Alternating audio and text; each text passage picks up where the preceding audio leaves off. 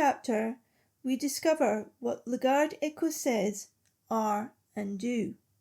We are honour bound to protect the life of King Louis XIV, King of France, as part of the terms of the Auld Alliance, the centuries-old mutual defence treaty between Scotland and France. We are a tight-knit group of select men who risk our lives to protect the person of the King against anyone who may wish to harm him.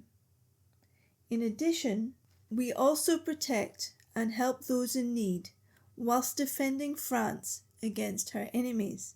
Today we would call them special forces or protection officers, but such terms did not exist back then in the 17th century.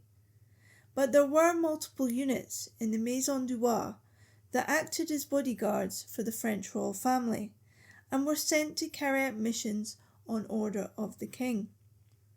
The most famous of these were, of course, the Musketeers Regiment, made famous by the novels of Alexandre Dumas. The Garde Ecossaise, both in fiction and reality, was part of the Maison du Roi and served the kings of France.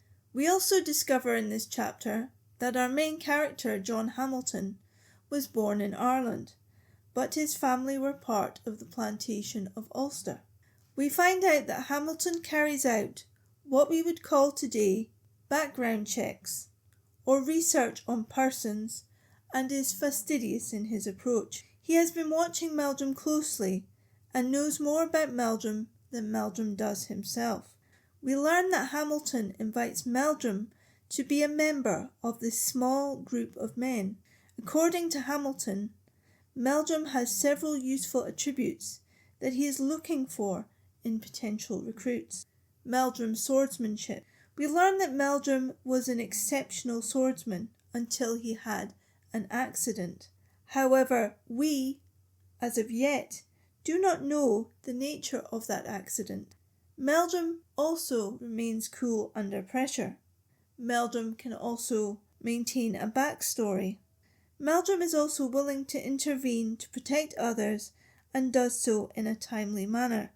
Meldrum keeps his composure under interrogation, and clearly Meldrum is a public servant who cares about his fellow human beings. Meldrum does not seek thanks or gratitude for his actions, and Meldrum has followed the instructions with unquestioning politeness and respect.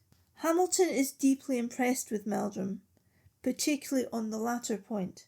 Hamilton states, "Yes, we are soldiers, but we could not do our job without compassion or caring for others, for whom we hardly know or are never likely to ever meet again."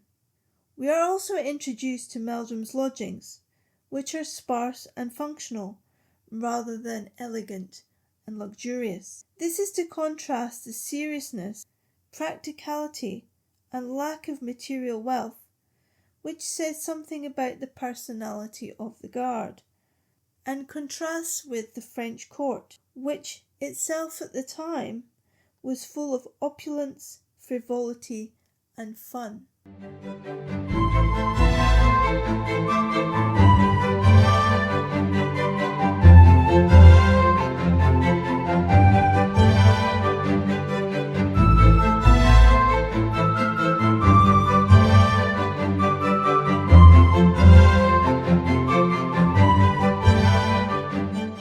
This podcast is the copyright of History Gateway Limited, UK.